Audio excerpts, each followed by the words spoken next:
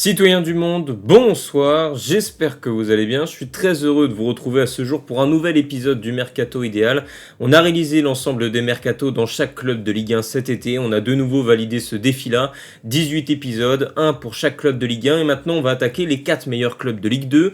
L'épisode sur le FC Nantes est d'ores et déjà sorti vendredi dernier et là on va attaquer avec un nouveau sacré chantier, c'est le chantier de l'AS Saint-Etienne qui s'annonce être assez long, assez agité aussi puisque de nombreux départs sont à prévoir. On le sait, l'AS Saint-Etienne, et de par aussi l'intermédiaire de son propriétaire Kilmer Sports, a fait le choix l'été dernier, après la descente en Ligue 2, d'investir beaucoup d'argent, de conserver ses meilleurs joueurs, notamment sur le plan offensif, pour essayer de remonter au bout d'un an. Il n'y avait pas le choix, il fallait monter.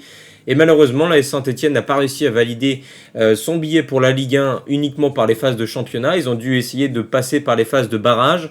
Victoire en play-off face à Rodez. Malheureusement, face à l'OGC Nice, on s'est rendu compte que pour l'AS Saint-Etienne, la marche était encore un peu trop haute. Et donc maintenant, il va falloir rapidement réagir après la claque, parce que cette non-montée, au vu des investissements réalisés par la SSE l'été dernier, c'est un sacré échec dans une Ligue 2 qui pourtant vit avec un budget très limité pour la plupart des clubs. C'est sûr que ne pas voir l'AS Saint-Etienne parmi les deux meilleures écuries, ça pose évidemment problème vis-à-vis de la saison stéphanoise.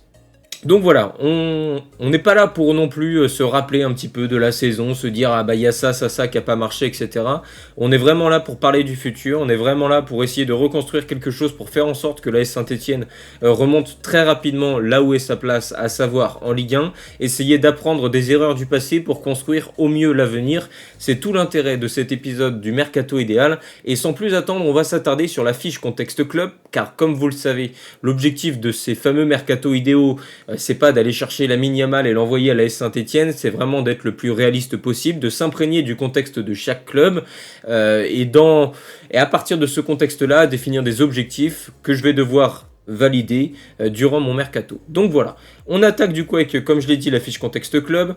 Réagir vite après la claque, ça évidemment c'est quelque chose d'assez indéniable. On a largement le temps de se morfondre après un tel échec, et surtout que la défaite face à l'OGC Nice au match retour a fait quand même très mal aux têtes. On s'en est rendu compte que quand Nice a commencé un peu à accélérer, la défense stéphanoise derrière elle n'a pas suivi. Et donc cette équipe de la SSE, elle a fini par prendre l'eau. Et donc voilà, j'ai limite tendance à dire que cette non-montée en Ligue 1 pour l'AS Saint-Etienne, elle est limite méritée.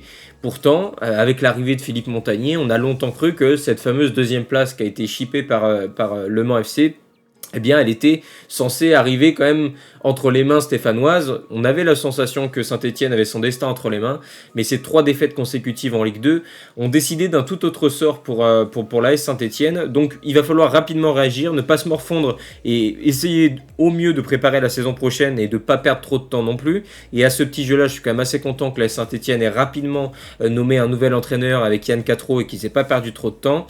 Kilmer voulait frapper fort, je crois qu'il y a eu quasiment 30 millions d'euros d'investissements qui ont été réalisés sur le mercato l'été dernier. Alors je comprends là-dedans aussi l'achat de Pierre Ecois, qui lui n'a pas joué un match cette saison et qui d'ailleurs a manqué à ses obligations professionnelles, qui est actuellement en prêt du côté de Watford. Rassurez-vous, je vais m'occuper de son cas lui durant cette vidéo. On va évidemment essayer de faire un peu de gestion d'effectifs forcément, puisque lui ne se voit plus à l'AS Saint-Etienne.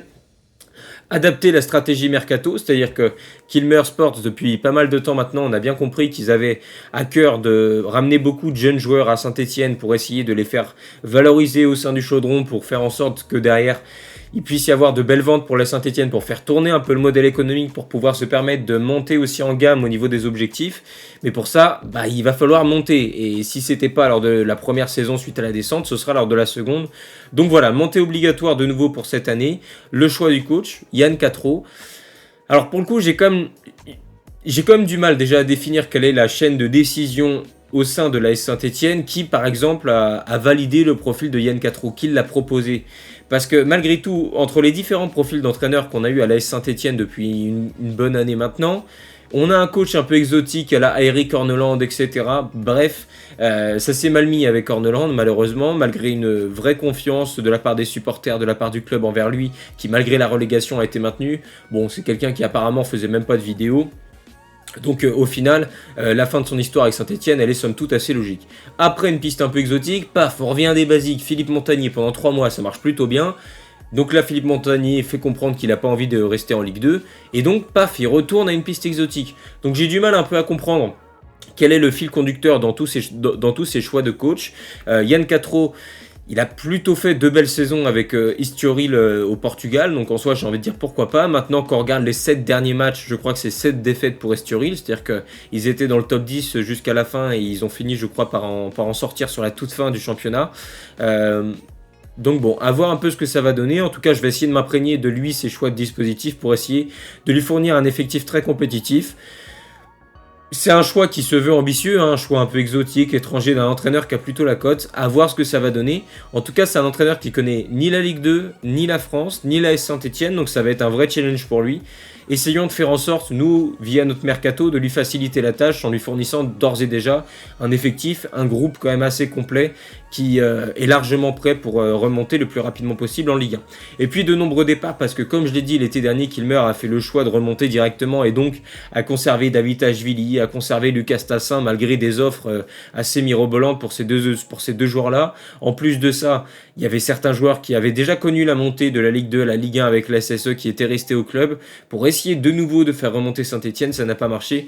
Bref, pour toute une partie de l'effectif, un départ semble assez inéluctable cet été. Donc évidemment, je vais essayer d'être le plus réaliste possible. Et parmi les joueurs qui veulent partir, à un moment donné, on ne pourra pas retenir tout le monde. Donc voilà, au niveau des objectifs de ce mercato, l'objectif c'est de faire un recrutement fort pour remonter le plus rapidement possible en Ligue 1, ça vous l'avez évidemment compris. Qu'est-ce que j'entends par un recrutement fort? C'est de poursuivre les investissements qu'ont pu faire Kilmer l'année dernière en investissement sur un joueur comme Chico Lamba. Bon, malheureusement les blessures ont décidé d'un tout autre sort, mais parmi ce maintien d'investissement, on va dire, dans le recrutement, essayer de mieux cibler quand même les recrues, parce que Saint-Etienne, par rapport aux autres clubs de Ligue 2, a moyen d'aller chercher des joueurs avec un peu plus de garantie sur le plan sportif et moins de fantaisie ou d'adaptation en allant chercher des joueurs à l'Étoile Rouge de Belgrade, etc. Bref, le pari sur la jeunesse, on l'a bien compris, mais autant mieux le cibler plutôt que sur des profils assez étranger, assez exotique, pour qui c'est pas évident de s'adapter non plus à la Ligue 2. Je pense à Ebenezer Hanan, Joao Ferreira, bref, il y a eu quand même pas mal d'échecs lors du dernier mercato à l'AS Saint-Etienne, Strajna Stojkovic aussi, qui a joué qu'un seul petit match. Donc maintenir cette stratégie avec les jeunes, pourquoi pas, mais en essayant de mieux cibler malgré tout ces fameux jeunes joueurs-là, et puis surtout essayer de proposer un mix avec des joueurs qui connaissent aussi très bien la Ligue 2 et qui, si possible, ont déjà connu des montées de la Ligue 2 vers la Ligue 1, parce que voilà, on a aussi besoin de joueurs de métier dans cette équipe, des pistes exotiques, même comme Mahmoud Jaber, c'est très bien, ça marche bien, mais aller chercher des joueurs qui connaissent le championnat, je pense que c'est quelque chose qui est assez essentiel, et on s'en est rendu compte avec les stacks de 3 champions de la saison, qui là, voilà, eux avaient un effectif avec pas mal de joueurs qui connaissaient la Ligue 2, comme Antoine Mille, comme Merwan Ifnaoui, comme Adrien Monfray notamment, et j'en passe. Donc voilà. Donc recrutement de jeunes à potentiel, ça fait partie de la stratégie du groupe, donc on va évidemment rester dans cette idée-là. Dans tous les cas, c'est assez indispensable avec la crise économique qui touche le foot français de respecter cette stratégie, à savoir de la post-formation et de la formation pour pouvoir valoriser des joueurs et les revendre à prix d'or. C'est la seule stratégie à faire. En Ligue 2, Reims le fait très bien. Donc faisons en sorte que l'AS Saint-Etienne, peut-être davantage sur du moyen terme, arrive à lier le sportif au financier. Donc voilà. On va s'attarder directement sur les fins de contrat. Il y en a 5 au total, donc c'est très simple. Aucun ne devrait rester à l'AS Saint-Etienne. Donc Brice Maubleu, j'aurais bien aimé le conserver parce qu'en tant que doublure, il a largement fait le boulot, il est apprécié par les supporters. C'est un gardien de métier et d'expérience, mais on a d'ores et déjà appris qu'il devrait aller chercher du temps de jeu du côté du Pau FC, ou peut-être qu'un rôle de numéro 1 l'attend la saison prochaine en Ligue 2. Donc Brice Maubleu sera bien dans une équipe adverse la saison prochaine pour l'AS Saint-Etienne, moi qui l'aurais bien conservé en doublure. Du coup, il devrait effectivement prendre la direction du Béarn. Aboubakar Soumaoro, formé au Paris FC, si je dis pas de bêtises, qui avait été recruté par le club allemand de Hambourg, qui là du coup est en manque de temps de jeu forcément avec le club allemand qui est un promu surprise en Bundesliga. Il avait été prêté à l'AS Saint-Etienne en janvier dernier. Apparemment, on ne sait pas exclure qu'un nouveau prêt soit plausible pour lui. Maintenant, à ce poste-là de défenseur central et avec l'arrivée de Souhaib Nahir, j'ai du mal un peu à voir quelle pourrait être sa place. J'imagine pas forcément Bernauer partir non plus. Tu as toujours Chico Lamba qui, après sa première saison, il a été blessé, devrait revenir petit à petit. Et puis surtout Julien Le Cardinal, qui est certainement ta meilleure recrue de la saison dernière, sur qui tu dois construire. Donc j'ai du mal à savoir quelle pourrait être sa place à Aboubakar Soumaoro, et j'ai peur qu'à l'image de ces 5 derniers mois, il soit de nouveau en manque de temps de jeu si on retourne aller le chercher en prêt. Donc je vais le laisser repartir du côté de Hambourg. Pour Denis Sapia, c'est la fin d'une histoire qui a commencé il y a 2-3 ans maintenant sans problème. Il a connu la montée de la Ligue 2 à la Ligue 1 avec la Saint-Etienne. Saint-Etienne. Il a aussi connu la saison du maintien, où après une première partie de saison où l'AS Saint-Etienne était lanterne rouge de Ligue 2, ils ont réussi à faire une belle remontée au classement jusqu'au top 10 et une 7ème place si je me souviens bien. Il avait fait partie des recrues de l'hiver à ce moment-là. Bon, il y a un côté fiable chez ce joueur de par son expérience, mais il y a aussi des vraies limites, des limites qu'on entrevoyait déjà avec Nantes en Ligue 1. Pour le haut de tableau de Ligue 2, ça me semble aussi, à 34 ans, commence à être compliqué. Donc si Saint-Etienne veut être ambitieux et veut mettre toutes ses chances de son côté, autant continuer à miser sur le jeune Kevin Pedro au poste de latéral droit, qui pour le coup me semble offrir davantage de garantie à ce poste-là. Et puis je donnerai une seconde chance à Joao Ferreira en tant que doublure à ce poste de latéral droit. On poursuit avec Abdoulaye Kanté qui a été prêté par Middlesbrough ces 4-5 derniers mois, donc club anglais de seconde division. Je suis mitigé sur ce garçon quand même parce que autant je trouve que sur les phases de contre-attaque, il fait perdre beaucoup de temps à la Saint-Etienne avec beaucoup trop de touches de balle.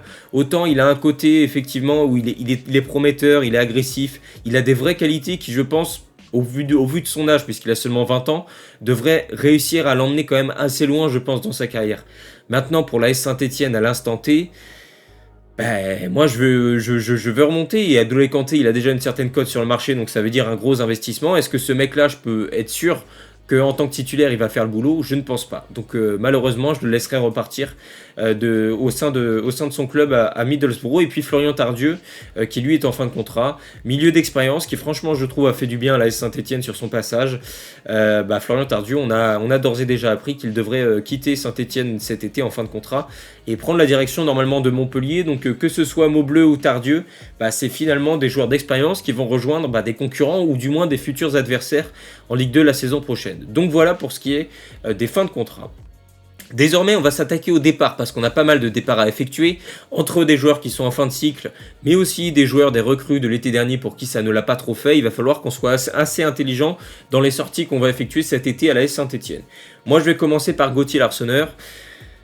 J'ai beaucoup de mal avec ce gardien, je vais être honnête. Alors autant je pense que c'est un bon gardien de Ligue 2, autant je pense que pour la Ligue 1 c'est pas possible du tout, et on l'a vu avec l'AS Saint-Etienne. Et là, cette nouvelle saison ne m'a pas conforté dans l'idée que pour être champion de Ligue 2 ou pour réussir à valider sa montée, Gauthier Larsonneur ce soit le capitaine idéal. Ça m'a pas du tout réconforté dans cette idée-là. Dès que le niveau monte un peu, dès qu'il y a un peu d'exigence, comme sur le match face à l'Estac de Troyes, eh bien, il se banane assez rapidement, et là où il est quand même capitaine, c'est un des plus anciens dans le vestiaire, c'est celui qui doit montrer l'exemple, t'as l'impression que parfois ça tourne rapidement au service minimum pour lui. Alors, je pense que sa taille lui joue aussi des tours par rapport par exemple à d'autres gardiens comme Ewen Jawen qui sont beaucoup plus grands, qui donnent aussi le sentiment visuel d'être beaucoup plus performants parce qu'ils prennent beaucoup plus de place dans le but. C'est sûr que j'ai un peu plus de mal avec le profil de Gauthier Larsonneur. Donc comme il y a pas mal d'opportunités sur le marché des gardiens, notamment à l'étranger, je pense que c'est le bon moment pour se séparer de Gauthier Larsonneur. Je pense qu'il y a des clubs à l'étranger qui pourraient être intéressés pour une somme aux alentours de 1,5 million d'euros. Et je pense que pour l'AS Saint-Etienne, et aussi c'est triste parce qu'il traîne un peu une image de loser malgré tout, avec cette fameuse saison en Ligue 1 et combien de buts encaissés, plus de 70 je crois. Forcément je pense que c'est mieux que l'histoire s'arrête là entre Gauthier Larsonneur et l'AS Saint-Etienne, même si je pense que l'amour qu'il porte pour ce club est sincère, et donc pour 1,5 million d'euros ce serait plutôt une belle vente. On poursuit avec Michael Nadé, formé au club, qui s'était révélé en national en prêt. Ensuite il était revenu en Ligue 1, ça avait plutôt bien marché. C'est un joueur qui a aussi des lacunes, mais qui pour le coup est monté en gamme, et encore cette saison a été plutôt fiable en défense centrale avec l'AS Saint-Etienne. Maintenant voilà, entre Julien Le Cardinal, avec l'arrivée de Souaïm Nahir, je pense qu'il devrait perdre sa place de titulaire pour la saison prochaine. Et comme il y a des clubs de D2 anglaise notamment qui s'intéressent à lui et qu'il a une certaine cote, j'en profiterai pour m'en séparer pour environ 2,5 millions d'euros cet été. Donc voilà pour ce qui est de Michael Nadé. Strajna Stošković, recrue de l'été dernier, recruté pour environ 2 millions d'euros si je dis pas de bêtises à l'Étoile Rouge de Belgrade. Il est très jeune, il a seulement 19 ans, il a joué qu'un seul petit match, on l'a pas du tout vu. Donc bon, ce latéral-là, je le renverrai en prêt pour qu'il aille se faire les dents ailleurs. En l'état, je le vois pas du tout être capable de réussir à gagner en temps de jeu avec la révélation de Kevin Pedro et que Joao Ferreira a déjà ce poste. Donc je pense qu'un prêt serait bénéfique pour tout le monde. Même constat pour Lassana Traoré qui lui est un latéral gauche de l'autre côté. On l'a pas vu jouer avec la Saint-Etienne de toute la saison. Je pense que je vais aller recruter un latéral gauche pour concurrencer Ben Holt, mais en l'état, Lassana Traoré, je ne lui vois pas beaucoup de temps de jeu pour la saison prochaine, donc je pense qu'un prêt pourrait être gagnant-gagnant dans toutes les parties. Donc voilà pour ce qui est de ma première salve de départ. On poursuit avec une seconde salve avec le départ d'Ebenezer Hanan, jeune latéral gauche qui est arrivé de l'Étoile Rouge de Belgrade l'été dernier contre 2 millions d'euros il me semble. Il a 21 ans. Il a des qualités athlétiques, il avait fait une grosse saison en Serbie, ce qui fait que cette année, cette erreur de parcours à l'AS Saint-Etienne, je ne suis pas sûr que ça porte beaucoup atteinte à sa cote, puisque voilà, c'est juste une petite sortie de route d'une saison. Il est encore jeune, il a encore une marge de progression. Je pense que s'il repart à l'étranger, et pourquoi pas de nouveau en Serbie, ça peut lui donner l'occasion de poursuivre sa progression là où elle s'était arrêtée lorsqu'il arrivait à l'AS Saint-Etienne. Donc voilà, c'est sûr qu'il a montré assez peu de garantie à ce poste-là. Le fait qu'un attaquant de formation Ben Holt lui ait pris sa place, c'est quand même un sacré désaveu pour lui. Donc moi j'en profiterai pour m'en séparer pour 2 millions d'euros, à savoir la somme que l'AS Saint-Etienne a investi sur lui l'été dernier. Donc voilà, je me dirigerai vers une vente pour Ebenezer Hanan. On poursuit avec Pierre Ekwa. Alors, en parlant d'investissement raté l'été dernier pour l'AS Saint-Etienne, c'est la levée d'option d'achat de Pierre Ekwa, alors que ce dernier ne souhaitait pas rester. S'ensuit une sorte, même un manque de professionnalisme total de la part de l'ancien joueur de Sunderland, qui ne s'est pas présenté à l'entraînement lors de la préparation, qui ne souhaitait pas jouer avec la Saint-Etienne.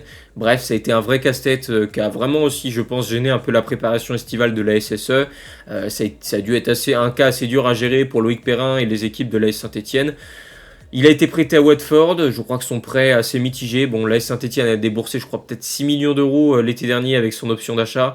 Moi, je le vendrais parce que c'est triste, hein, mais là, un joueur qui veut pas jouer comme ça, avec un cas comme ça, c'est un peu un boulet pour le club, donc autant le vendre le plus rapidement possible.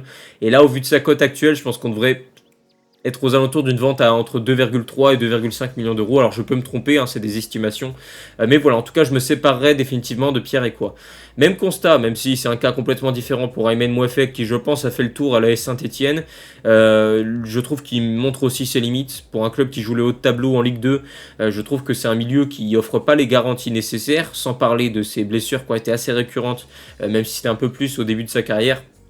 Donc voilà, Aymen Mouefek, je pense que la Saint-Etienne peut trouver mieux au milieu de terrain avec plus de garanties. Et donc je m'en séparerai pour 1,5 million d'euros. Ça fait bien 5-6 ans qu'il joue à Saint-Etienne maintenant. Donc je pense qu'il a fait globalement le tour. Igor Miladinovic, donc lui, jeune milieu qui a eu du temps de jeu avec Airi Corneland sur la première partie de saison. Il avait fait quelques matchs plutôt intéressants avant de s'effacer progressivement et de montrer davantage ses lacunes, notamment sur le plan athlétique où ça semble compliqué.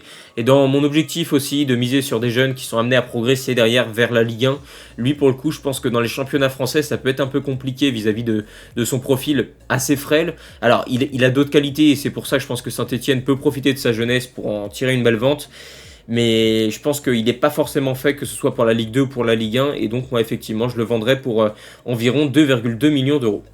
Et on termine avec une dernière salve de départ et la plus importante, avec des départs assez importants, à commencer par celui de Gillian Nguessan, qui intéresse notamment des clubs allemands, Francfort, etc. Voilà, typiquement un joueur très jeune, un peu comme Mathis Amougou l'année dernière, très précoce, etc., qui a déjà eu du temps de jeu en Ligue 1, en Ligue 2. Bon, il n'était pas non plus énormément dans les plans ni de Philippe Montagnier ni d'Airi Corneland, hein. Il n'a jamais été vraiment titulaire à Saint-Etienne. Il a des qualités, il est très jeune, mais moi je profiterai de sa cote naissante pour le vendre et laisser de la place aux autres jeunes dans cette équipe. Je suis pas sûr qu'il ait tout le potentiel que les gens lui entrevoient. Je pense qu'effectivement il va être amené à réussir dans sa carrière, à faire plutôt une belle carrière, hein, pourquoi pas. Mais je suis pas sûr qu'il aille aussi haut que ce que les gens prétendent, quoi. Donc à voir un peu ce que ça va donner pour lui. En tout cas moi je le vendrai pour 10 millions d'euros, plus un pourcentage à la revente. Donc voilà, Zoriko Davitashvili, lui c'est une fin d'histoire qui est déjà qui est programmée, hein, on s'y attend. Meilleur joueur de Ligue 2 encore sur la saison. Que dire de ce joueur-là? Parce que c'est effectivement un ailier que je trouve assez brillant, sa faculté à se mettre dans des positions de frappe, un fin dribbleur, un joueur qui une fois lancé est difficilement arrêtable. Bref, c'est un vrai poison pour les défenses adverses, Zoriko Davitashvili. Il a plutôt fait une bonne saison en Ligue 2, contrairement à Stassin qui sur la première partie de saison ça a été compliqué. Lui, Davitashvili, tout au long il a été performant, il a rapporté des points à Saint-Etienne. Autant, il montre aussi un petit peu ses limites parfois à la finition, parce que même si ses stats voilà, elles sont assez éloquentes sur les 2 dernières années avec Saint-Etienne, autant en Ligue 1 qu'en Ligue 2. Mais en fait, t'as le sentiment qu'il pourrait faire encore plus parce que des fois, il rate des trucs, mais d'une simplicité assez rare. Et du coup, tu te dis qu'il pourrait avoir encore plus de stats. Et là, quand tu vois le niveau de stats qu'il a déjà, tu te dis que ce serait énorme et tu pourras en tirer beaucoup plus d'argent. Mais voilà, un joueur qui a énormément de qualité. On va lui souhaiter évidemment le meilleur pour le reste de ses carrières. Il a apporté beaucoup à Saint-Etienne. Malheureusement, la SSE, sur ces 2 saisons où il était là, a pas validé ses objectifs et ça c'est assez terrible parce que lui pour le coup a plutôt fait le job. Donc voilà, Zoriko Davitashvili qui devrait rapporter environ 12 millions d'euros à l'AS Saint-Etienne, ce qui reste une somme conséquente. Et puis Lucas Tassin, on rappelle que l'AS Saint-Etienne a refusé 27 millions je crois du Paris FC l'été dernier pour Tassin. Bon là on se dirige vers un départ, son année en Ligue 2 a pas été très rassurante, j'ai trouvé que c'était pas forcément dans la lignée de ce qu'il avait pu montrer en Ligue 1 lors de sa première saison, donc je m'en séparerais pour environ 18 millions d'euros et je mettrais un pourcentage à la revente, essayer d'être plutôt malin et anticiper une future revente encore plus importante et ce qui pourrait rapporter une nouvelle fois de l'argent à Saint-Etienne. J'ai vu que le FC Porto était intéressé. Donc autant plutôt bien négocié, je pense que ce serait plutôt une bonne destination pour lui, plutôt que d'aller chercher un gros club avec de grosses exigences tout de suite. Donc ça peut être pas mal dans un milieu assez concurrentiel, à voir ce que ça peut donner. C'est un garçon qui a des qualités, mais qui a peut-être voulu un peu surjouer et qui je pense a eu du mal à digérer son non-départ de l'été dernier. Donc voilà pour ce qui est de Lucas Tassin. Et puis enfin, le jeune attaquant finlandais Martin Crispa Alberg que je prêterai parce qu'il est encore très jeune, il a seulement 17 ans et je me vois pas lui donner beaucoup de temps de jeu pour la saison prochaine en sachant qu'il faut qu'on soit exigeant, on a des sacrés objectifs à aller chercher.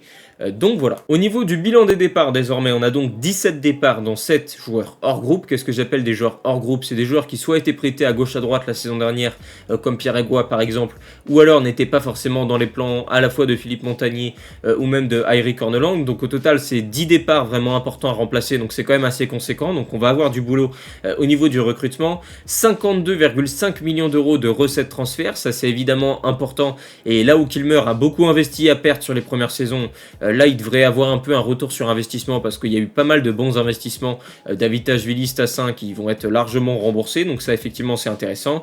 Des départs qui étaient assez inévitables, de joueurs en fin de cycle ou qui voulaient partir, je parlais des attaquants, il y a aussi des fins de cycle pour des joueurs comme Larseneur, comme Denis Sapia.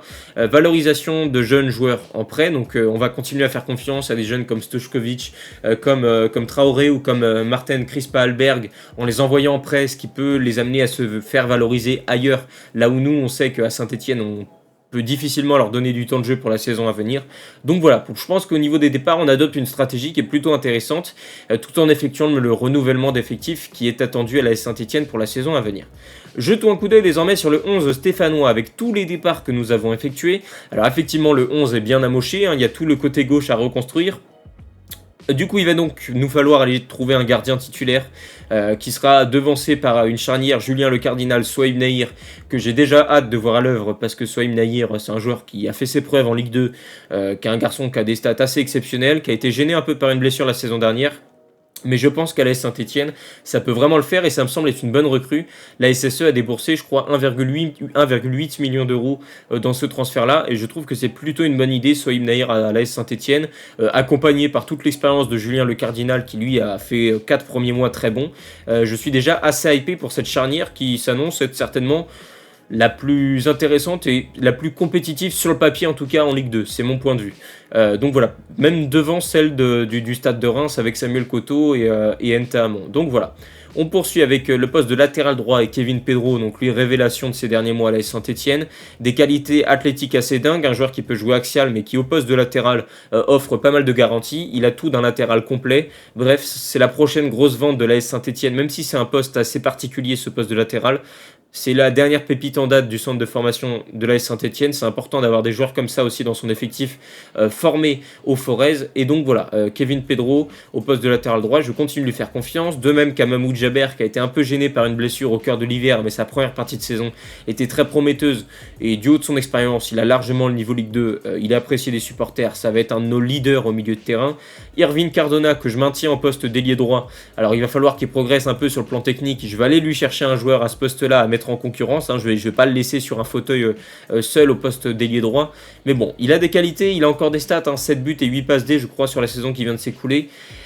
Donc je me dis qu'avec des repositionnements malins et surtout avec un Augustin Boaquier qui lui va jouer un petit peu en permutation, on sait, un axial droit qui rentre sur son pied gauche, qui peut être un peu électron libre dans cette équipe, bah c'est sûr que ça peut donner parfois un rôle un peu plus axial à Cardona et plus des situations de but où il peut être amené à pas mal stat. Et c'est un peu ce que je vais chercher avec ce rôle hybride là.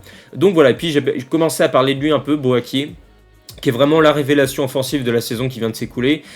Beaucoup blessé lors de sa première saison en Ligue 1. Là, effectivement, il s'est largement montré à la hauteur. Je ne sais plus combien de passes D il a fait en Ligue 2, hein, je crois que c'est 7 ou 8 au moins. Et puis voilà, surtout toujours dans le sens du jeu, hein, une patte gauche assez délicieuse. Bref, ça va être notre futur leader, le fameux électron libre offensivement.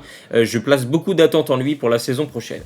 Et puis si on jette un coup d'œil sur un second 11 type, histoire de s'imaginer un petit peu de la profondeur de banc et de construire aussi une équipe capable d'être performante en sortie de banc avec des joueurs qui peuvent faire la décision en fin de match, il faut donc qu'on aille chercher un gardien doublure pour remplacer Brice Maubleu. La charnière remplaçante en quelque sorte ce serait Chico Lamba, Maxime Bernauer. Il y a pire en Ligue 2. En sachant que je continue de miser pas mal d'espoir en Chico Lamba, parce que sa saison à Arouca, j'en avais parlé l'été dernier, elle m'avait énormément plu et j'ai été déçu de voir qu'il s'est blessé rapidement dans cette saison, parce que c'est un garçon qui a d'énormes qualités et qui est très prometteur, donc je continue de lui faire confiance. Bernauer, j'ai un peu plus de mal avec son profil. Là, en l'état, je le place en tant que 4e défenseur central dans la hiérarchie. Donc normalement, il devrait avoir beaucoup moins de temps de jeu que sur la saison qui vient de s'écouler. Sur les côtés, Joao Ferreira, qui est complètement passé à côté de sa saison, qui n'a pas été aidé par des moments un peu gag, etc. C'est pas possible qu'un joueur comme ça, avec son expérience, il est passé par l'Udinese, par Watford, en Ligue 2, ça le fasse à ce point-là, pas du tout. Je pense que ça peut être intéressant de lui donner une seconde chance. Dans tous les cas, une vente cet été serait pas opportun du tout, parce que tu en tirerais très peu d'argent par rapport à ce que tu as investi. Donc Joao Ferreira, je le maintiendrai en tant que doublure. Ça peut être un joueur qui, si Kevin Pedro et sa jeunesse montrent ses limites à un moment dans la saison, bah, ça peut être une nouvelle solution dans la main de Yann Castro. Et puis, comme Yann Castro vient du Portugal et que Joao Ferreira est portugais, avec en plus de ça, c'est difficile. Avec en plus de ça Chico Lamba qui est également lusophone, bah, je me dis que ça peut créer des liens aussi, donc on sait jamais. Ça peut permettre à ces joueurs-là de passer un cap la saison prochaine. Benold, pour qui son replacement au poste de latéral gauche a été intéressant, surtout sur le plan offensif, parce qu'il a enfin offert un vrai relais à Zurico Davitashvili, et de toute façon le côté fort offensivement de Saint-Etienne la saison dernière, c'était clairement ce côté gauche-là. Donc Benold, je vais le conserver, même si ses lacunes sur le plan défensif vont me conduire à aller chercher un latéral gauche titulaire, surtout si Saint-Etienne est amené à monter en Ligue 1. Benold, je pense que pour la Ligue 1 ce serait pas possible. Donc voilà, je le maintiens quand même en doublure. Au milieu de terrain, la jeunesse stéphanoise est à l'honneur. Louane Gadegbekou en doublure au milieu de terrain, donc ça peut être une solution alternative. Nadir Al-Jamali en doublure de Augustin Boaquier. Pareil, un joueur qui est en fin de contrat dans 1 an, mais à qui il va falloir qui se révèle à un moment ou un autre pour espérer aller chercher une prolongation et si possible une vente. Pareil, j'ai vu pas mal de joueurs qui étaient en fin de contrat, je crois que ça concerne aussi Cardona en 2027. Faut que Saint-Etienne soit malin et réussisse à prolonger pas mal de joueurs, si tant est qu'ils sont performants et qu'il y a des belles ventes à aller chercher. Donc voilà. Au milieu de terrain, aller chercher également une doublure pour Mahmoud Jaber, un joueur avec un peu d'expérience, ça peut être pas mal face à cette jeunesse stéphanoise dans l'entrejeu. Un ailier droit à mettre en concurrence avec Cardona, et puis comme vous voyez, un ailier gauche également doublure. Donc on a pas mal de recrutements à faire durant l'été. Résumons justement tout ça avec les postes ciblés. Il nous faut donc un gardien titulaire pour remplacer Gauthier Larsonneur, un gardien doublure pour remplacer du coup Brice Maubleu, un latéral gauche titulaire pour devancer effectivement Ben Holt, qui à mes yeux offre pas suffisamment de garanties, y compris pour jouer le haut de tableau en Ligue 2, un milieu défensif / milieu central titulaire pour épauler Mahmoud Jaber, un milieu défensif / milieu central en doublure ou à mettre en concurrence pour rajouter un peu de densité dans l'entrejeu, un attaquant droit doublure à mettre en concurrence avec Cardona, un attaquant gauche titulaire pour remplacer Davitashvili, un attaquant gauche en doublure pour offrir une solution alternative, parce qu'il y a quand même beaucoup de départs à ces postes-là offensivement, et puis un buteur titulaire, donc pour remplacer évidemment Lucas Tassin, donc ce buteur titulaire qui aura pour doublure Joshua Dufus. Je crois que je n'avais pas parlé de Joshua Dufus, recrue de l'été dernier qui arrivait de l'Angleterre, et qui a plutôt fait une bonne première saison, ou du moins il a marqué ses 7 buts. Maintenant, je vais attendre de lui qu'il réponde encore davantage présent dans les grands matchs et qu'il ne soit pas amené à marquer uniquement face à des clubs comme Amiens, etc. Il va falloir qu'il continue à progresser et à passer un cap avec l'AS Saint-Etienne. En tout cas, je mise beaucoup d'espoir en ce joueur-là. Bon, on a du boulot, donc sans plus attendre, on va attaquer le recrutement avec le poste de gardien titulaire. Et là, je vais aller faire un gros coup. Là, je vais tenter un coup qui s'annonce assez sensationnel.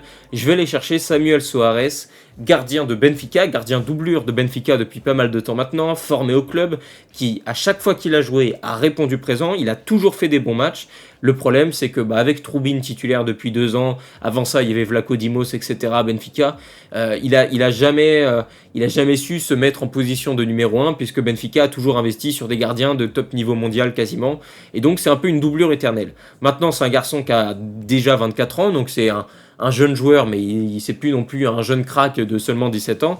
Donc ce rôle-là de doublure éternelle, à un moment donné, je pense que ça va commencer un peu à l'agacer. Il est en fin de contrat dans 1 an seulement. Il veut avoir du temps de jeu, il veut ce rôle de numéro 1. Et je vais lui donner à l'AS Saint-Etienne. C'est un garçon qui est excellent sur sa ligne. Il y a une belle revente potentielle à faire parce que c'est un gardien international portugais qui a déjà fait ses gammes avec les équipes jeunes du Portugal. Bref, c'est un des grands espoirs à ce poste-là. Et je suis convaincu qu'il va être amené à avoir une grande carrière à un moment ou à un autre. C'est qu'une question de temps. Et vu que là il est en fin de contrat dans 1 an, Benfica va peut-être vouloir en tirer un petit peu d'argent. Et donc j'investirai 3 millions d'euros sur son profil pour remplacer Gauthier Larsener. Gardien excellentissime sur sa ligne. Il peut encore améliorer son jeu au pied, donc c'est un peu l'inverse de Larsener qui lui avait plus de difficultés sur sa ligne, mais par contre un jeu au pied vraiment bien léché. Donc lui, il peut encore perfectionner son jeu au pied parce que c'est pas non plus immonde, mais c'est effectivement pas son premier point fort. Par contre sur sa ligne, les réflexes, etc., c'est un joueur qui concède très très peu de buts. Enfin, c'est un gardien qui concède très très peu de buts. Donc moi ça m'intéresse et je pense qu'en Ligue 2, il peut être amené à tirer son épingle du jeu et à devenir un des meilleurs gardiens du championnat. Et voilà, je pense que ce serait un très bon coup pour l'AS Saint-Etienne. On poursuit avec le recrutement d'un gardien doublure et pour remplacer Brice Maubleu, je fais le choix de l'expérience et d'un jeune gardien qui peut être amené à aider Samuel Soares à éclore en France. Et donc je vais chercher Carl-Johan Johnson qui est en fin de contrat à Strasbourg, qui ne sera pas conservé au sein du club alsacien. Il a joué seulement un petit match cette saison en tant que doublure avec le RCSA. À chaque fois que Strasbourg a eu besoin de lui, surtout la saison 2024-2025, il a toujours répondu présent.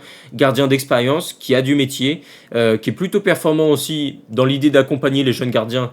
Et il l'a prouvé autant avec Georgi Petrovic que là cette saison avec Mike Penders. Donc pour aider les jeunes gardiens étrangers à s'adapter à la France, à s'adapter à la Ligue 2 ou à la Ligue 1, Carl-Johan Johnson, il a déjà fait ces preuves-là dans ce rôle-là. C'est important d'avoir un gardien doublure d'expérience pour aider les jeunes à passer un cap. Et je pense que Carl-Johan Johnson peut avoir un vrai rôle auprès de Samuel Soares.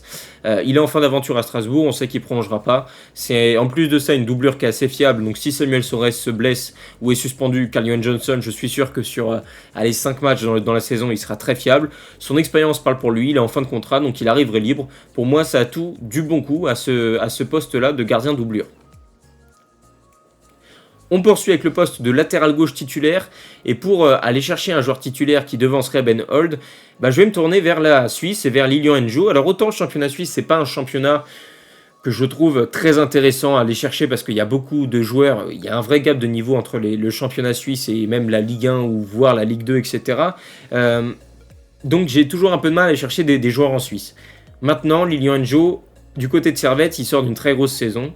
Donc ça, c'est évidemment ce qui m'intéresse. Il est en fin de contrat dans 1 an. Et il présente un profil offensif et beaucoup plus complet que Ben Hold, qui moi m'intéresse.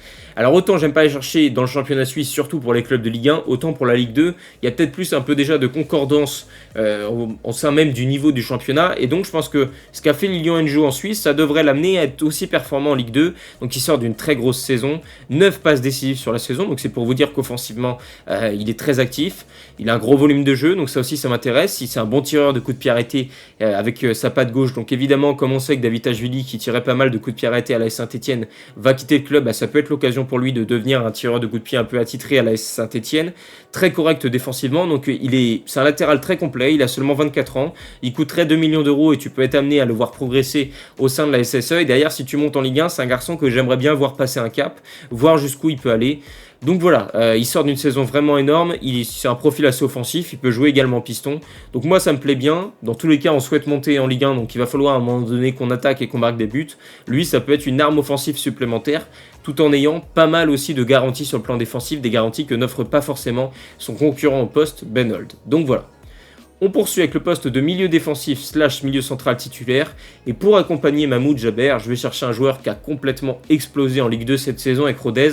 C'est Jordan Mendes Correa, milieu défensif capverdien qui fait preuve de beaucoup de maturité à seulement 22 ans. Là, Saint-Etienne en a aussi un peu fait les frais, même si au final ils ont réussi à se qualifier au tir au but. Mais lors du match face à Rodez, Jordan Mendes avait été assez brillant. C'est un joueur qui me fascine de par sa capacité à gérer le tempo d'un match, à gérer le rythme d'un match. On sait que le milieu de terrain, c'est toujours le poumon de chaque équipe. C'est un peu ce qui définit aussi les matchs et les batailles au milieu de terrain. C'est pas juste un terme comme ça. C'est certainement ce qui te fait gagner des matchs. C'est ton milieu de terrain, surtout dans le foot moderne. Et lui, il a une forme d'intelligence de jeu. Alors, il a un QI foot assez important et c'est vrai que pour les milieux de terrain, c'est assez essentiel.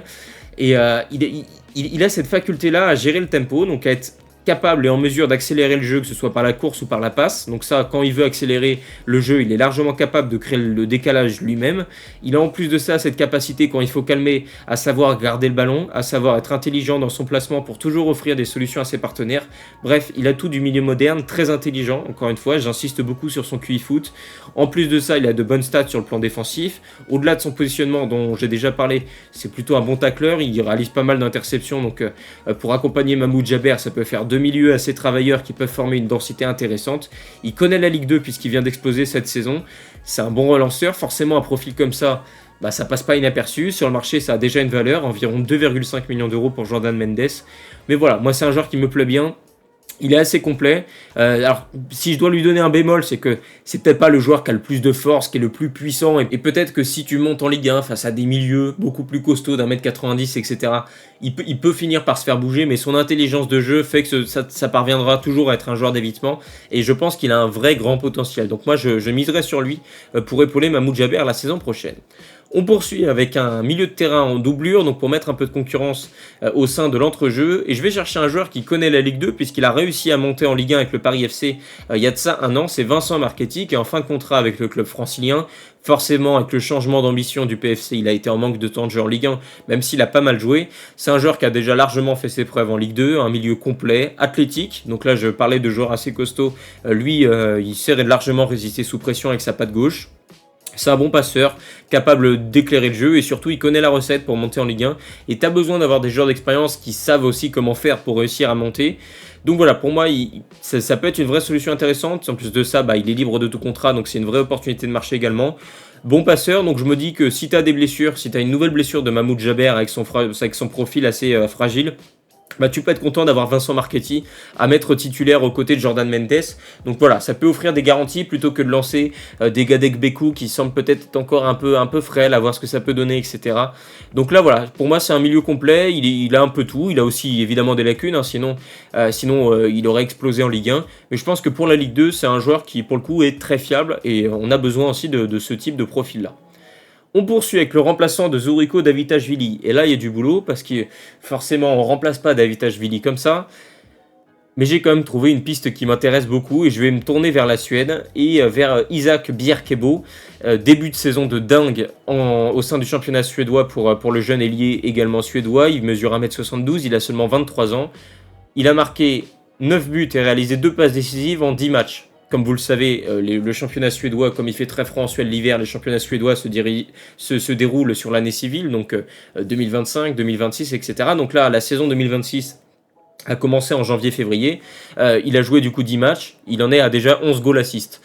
C'est un ailier de percussion qui allie vitesse, dribble, capacité d'accélération. Il est vraiment explosif sur ses premiers appuis, un peu comme Davitashvili, ce qui fait que quand il est lancé, il est difficilement arrêtable. Donc pour le coup, il coche un peu toutes les cases pour remplacer le Géorgien. Qui plus est, il arrive très bien à se mettre en position de frappe, en témoignent ses stats, 9 buts c'est quand même assez conséquent. Donc voilà, il a cette faculté-là à rentrer dans la surface, à se mettre sur son pied droit, à enrouler, à frapper coup de pied premier poteau. Bref, il a une vraie palette qui est assez large. Je pense que c'est le bon moment d'aller le chercher avant que sa valeur explose complètement. Il est sur un début de saison de dingue, ailier de percussion, on a besoin aussi de ce type de profil-là. Donc pour moi, Isaac Bjerkebo, c'est une piste exotique, mais une piste qui peut s'avérer devenir vraiment intéressante pour la Saint-Etienne, un joueur qui peut être amené à complètement exploser avec le club stéphanois. Pour aller chercher sa doublure, je vais me tourner vers un joueur français, un joueur qui connaît la Ligue 1, puisqu'il a été formé à l'AS Monaco, et le club monégasque souhaite s'en séparer, puisque forcément avec la concurrence, l'arrivée de De Tourbet, etc., les jeunes monégasques, c'est difficile pour eux face à la concurrence de gagner en temps de jeu. Donc l'AS Monaco l'avait envoyé en prêt du côté du FC Metz, c'est Lucas Michal. Son prêt à Metz sur les 4 derniers mois n'a pas forcément été très bon. Il doit se relancer, mais c'est un joueur qui a déjà largement fait ses preuves, même avec l'équipe de France U20 où il a fait une très bonne Coupe du Monde en novembre dernier. Il a ce profil d'ailier de percussion, capable aussi de jouer numéro 9 avec une vraie grosse marge de progression. Athlétiquement, il a du répondant. Je pense que la Ligue 2, c'est un passage plus logique pour lui pour reprendre sa progression là où elle s'est arrêtée, pour réussir à l'emmener derrière jusqu'à la Ligue 1. Donc voilà, j'irai chercher en prêt avec option d'achat, prendre assez peu de risques sur ce profil-là, mais ça peut être un joueur qui peut être amené effectivement à enfin se révéler et à se relancer après son prêt manqué à Metz. Je pense que la Ligue 2 peut être un championnat adapté pour lui, c'est un vrai pari que je fais. Mais je pense que ça peut marcher. Je lui vois quand même des qualités, même avec le groupe élite de Monaco, c'était un des joueurs qui avait le plus la cote. Donc je me dis qu'il n'y a pas de raison et j'irai lui offrir une seconde chance pour qu'il lance vraiment sa carrière en pro avec Saint-Etienne, histoire aussi d'avoir des joueurs qui sont dans une dynamique comme ça pour essayer de pousser le club vers le haut. Au poste d'ailier droit, donc un joueur que je vais mettre en concurrence avec Irving Cardona, je vais chercher le tout jeune Tidiam Gomis qui connaît la Ligue 2. Il a été formé au Stade Malherbe de Caen, acheté très tôt par le Rasenballsport Leipzig. Il est en manque de temps de jeu avec le club allemand, forcément, avec la concurrence d'un certain Yann Diomandé, qui est un des ailiers qui a le plus la cote. Capable de jouer ailier droit et ailier gauche, il connaît la Ligue 2. C'est un joueur qui a une palette technique qui est assez extraordinaire. Sa capacité à contrôler le ballon, que ce soit des ballons à mi-hauteur, un ballon pourri, il t'en fait un très bon ballon, il se lance dans la course, accélération, bref, il a tout, c'est un vrai poison pour les défenses adverses. Je pense qu'à ce poste d'ailier droit, sa capacité de vitesse peut faire encore davantage de différence via la verticalité. On a aussi besoin d'avoir des joueurs de profondeur. Lui, à ce mix-là de talent technique pur d'un jeune crack comme on peut en avoir l'habitude, avec une qualité de vitesse et d'accélération très très bonne. Donc imaginons tu le fais rentrer à la 60e, c'est quelqu'un qui peut te faire la décision en fin de match. Maintenant, il a 19 ans, il est encore prometteur, il est en manque de temps de jeu à Leipzig. Il lui manque encore des stats. J'ai envie de dire que lorsqu'il entre dans les 30 derniers mètres, il fait pas toujours les bonnes décisions, il a parfois un peu peur de finir, c'est normal, c'est encore un jeune joueur, il va être amené à progresser, mais je pense que voilà, c'est un jeune talent qui est déjà connu sur le marché, donc un passage pendant 1 an à Saint-Etienne, ça peut être intéressant pour sa progression, et puis pour le coup, ça offre un profil complètement différent d'Irving Cardona avec un ailier un peu plus de métier, et ça m'intéresse évidemment. Et puis pour clore ce mercato, je vais aller chercher un ex de l'AS Saint-Etienne, c'est Jean-Philippe Crasso, qui est comme Marchetti en manque de temps de jeu au Paris FC avec l'arrivée de Ciro Immobile, de Willem Goebbels. Le PFC devrait aller chercher un numéro 9 en plus de ça, de nouveau cet été. On sait qu'ils étaient sur Lucas Tassin l'été dernier. Bref, il a très très peu de perspectives de temps de jeu la saison prochaine au Paris FC. Il présente l'avantage de connaître l'AS Saint-Etienne pour y avoir déjà performé. Il a déjà marqué 17 buts en Ligue 2 avec l'AS Saint-Etienne lors de la saison un peu galère, là où Saint-Etienne était lanterne rouge à la mi-saison et avait fini par complètement remonter. Lui avait été un des grands artisans de cette saison-là. Il était parti ensuite du côté de la Serbie, avant de revenir en Ligue 2 au Paris FC, où il avait été un des grands artisans de la montée du club il y a seulement 1 an. Donc la Ligue 2, Jean-Philippe Crasso, il connaît ça par cœur. Sur les 2 dernières saisons qu'il a fait en Ligue 2, à chaque fois, c'est plus de 15 buts. On a besoin d'un joueur qui met les ballons au fond. Lui présente ce profil-là. C'est un finisseur assez complet, international ivoirien, qui allie vitesse et technique. A une patte gauche assez délicieuse, un joueur assez élégant. Je pense que les supporters de Saint-Etienne seraient assez contents de le voir, même si je ne connais pas exactement les liens qu'il lie et les relations qu'il peut y avoir entre Crasso et les supporters, mais je pense que par rapport à ce qu'il a apporté au club stéphanois, même par rapport à la suite de la carrière qu'il a eue, je pense que c'est un recrutement qui serait plutôt la bienvenue au sein du Chaudron. En tout cas, c'est mon avis et c'est mon analyse. Donc voilà, un joueur qui connaît la Ligue 2, qui sait comment faire aussi pour monter de la Ligue 2 à la Ligue 1. Donc il a la recette et ça peut être ton serial finisher et tu en as besoin, je pense, pour remplacer Lucas Tassin. Donc je fais davantage le choix de l'expérience pour remplacer le jeune Belge plutôt que d'un jeune crack. Donc voilà, jetons un coup d'œil désormais sur le 11 type avec l'ensemble des recrutements que nous avons effectués. Au total, on a donc un côté gauche qui a complètement été renouvelé entre l'arrivée de Nahir, Mendes, Bjerkebo, Lilian Enjo, etc. Mais surtout, ce qui m'intéresse, ça va être à quel point la défense a été reconstruite en l'espace d'un an. Donc Samuel Soares remplace Gauthier Larsonneur dans les buts, donc le voilà gardien titulaire. Devant lui, Souaïb Nahir et Julien Le Cardinal, deux joueurs qui n'étaient pas au club il y a encore de ça 5-6 mois. Kevin Pedro qui pareil s'est révélé très récemment et la recrue Lilian Njo. Donc là on prend tout le secteur défensif, c'est que des joueurs qui étaient pas dans les plans de Eric Horneland lors de la dernière rentrée en Ligue 2 il y a un peu moins d'un an. Donc c'est pour dire à quel point on a renouvelé complètement le secteur défensif et je pense qu'il y en avait besoin au vu de la performance de cette fameuse défense en Ligue 1, les fameux Batou Binsika, les fameux Michael Nadé aussi, Gauthier Larsonneur, etc. etc. Donc voilà, au milieu de terrain on retrouve un trio qui moi me plaît beaucoup, Jordan Mendes, Mahmoud Jaber avec Augustin Boakier en électron libre milieu offensif. Sur les ailes, Isaac Berkebo et Irving Cardona pour essayer d'aller marquer des buts, pour essayer effectivement d'être décisif. Jean-Philippe Crasso à la pointe de l'attaque. Donc là quand on prend du recul sur cette équipe, on a un mélange de jeunesse et d'expérience qui me plaît beaucoup. L'expérience de Le Cardinal, de Cardona, de Crasso, à moindre mesure aussi un petit peu de Mahmoud Jaber. Et puis derrière, t'as la jeunesse de Jordan Mendes, de Lilian Njo, de Isaac Berkebo, de Souaïb Nahir. Et donc, tout ce mix-là m'intéresse beaucoup. Et puis en parlant de jeunesse, on la retrouve aussi beaucoup dans notre second 11 type que je vous ai déjà un peu présenté tout à l'heure et qui a été accentué par le recrutement, même si il y a l'expérience de Carl-Johan Johnson dans les buts pour épauler le jeune Samuel Soares. En défense, Chicolamba, Maxime Bernauer, Benold en doublure de Lilian Njo, Joao Ferreira en doublure de Kevin Pedro. Au milieu de terrain, Vincent Marchetti sera quatrième milieu de terrain dans la hiérarchie, donc une doublure à Jordan Mendes ou à notre ami Mahmoud Jaber. Louane Gadegbekou peut être amené à continuer à gagner en temps de jeu la saison prochaine et Nadir El-Jamali pourrait avoir un coup à jouer en doublure d'Augustin Boakier. Lucas Michal en doublure d'Isaac Berkebo et puis Tidiam Gobis qui lui sera vraiment en concurrence avec Irving Cardona pour savoir lequel des deux joueurs peut être amené à performer la saison prochaine avec Saint-Etienne. Donc au moins on offre des profils vraiment différents à Yann Catro et c'est très intéressant. Et puis Joshua Dufusc qui offre une doublure beaucoup plus jeune par rapport à Jean-Philippe Crasso et du coup voilà, pareil en sortie de banc il peut être amené à faire la différence. On a donc un total de 10 arrivées au niveau du bilan du recrutement, 13,8 millions d'euros de dépenses transferts, en comptant évidemment l'arrivée de Souaïb Nahir qui je crois est estimé à 1,8 million d'euros. Donc j'avais dit qu'il y avait 10 départs importants, on a donc 10 arrivées au total, donc on a remplacé les départs importants. On a des jeunes joueurs à valoriser, Lilian Njo, Isaac Berkebo, Lucas Michal si tu lèves son option d'achat évidemment, Samuel Soares, même Souaïb Nahir, Jordan Mendes, bref, plein de nouveaux jeunes joueurs qui sont de nouvelles valeurs marchandes, qui peuvent être amenés à être vendus x2 ou x3 du prix auquel tu les as achetés minimum. Donc voilà, on a un peu plus de fiabilité aussi avec des joueurs qui connaissent très bien la Ligue 2 puisqu'ils y ont tous performé. Vincent Marchetti, Jordan Mendes, Jean-Philippe Crasso ou encore Souaïb Nahir. Donc j'avais besoin d'expérience de joueurs qui connaissent le championnat, on les a. On a vendu des joueurs au prix fort, donc ça aussi, des Gillian Nguessan, des Zoriko Davitashvili, des Lucas Tassin. Pas sûr qu'en attendant une saison de Ligue 2 supplémentaire, on ait réussi à les vendre à ce prix-là l'été prochain. Donc je pense que ces ventes-là étaient plutôt nécessaires pour le club. Et puis on a renforcé la profondeur de banc avec notamment Marchetti, comme je l'ai dit, Michal. Donc voilà, on a quand même une équipe qui a quand même du talent, a un peu de profondeur de banc, de la qualité et de la quantité, je pense que c'est important. Et là, je pense qu'avec une équipe comme ça, Yann Catro a de quoi faire pour permettre à l'AS Saint-Etienne de remonter en Ligue 1 le plus rapidement possible. Donc voilà, on en a fini avec le mercato de l'AS Saint-Etienne. C'était encore une fois un sacré épisode, j'imagine assez long, avec pas mal de recrues. Fallait bien repenser la reconstruction de cette équipe stéphanoise, essayer de se projeter un peu sur l'avenir. En tout cas, dans la lignée de recrutement de Souaïb Nahir, je pense que l'AS Saint-Etienne doit se diriger vers un mix d'expérience Ligue 2 et de jeunesse, comme moi je l'ai fait dans mon mercato idéal. Je pense que c'est le meilleur moyen pour permettre à Saint-Etienne d'allier le projet financier, de valoriser des jeunes joueurs, tout en alliant à ça la volonté de performance sportive, avec enfin, si possible, la possibilité de valider ses objectifs, à savoir une montée immédiate en Ligue 1 dès la saison prochaine. Donc voilà pour ce qui est de mon mercato à l'AS Saint-Etienne. Comme d'habitude, j'attends tous vos avis dans l'espace commentaire.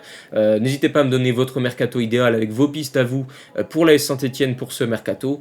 Voilà, on est là pour en débattre, l'espace commentaire est là pour ça. Et moi je vous dis à très vite pour un prochain épisode. Ciao.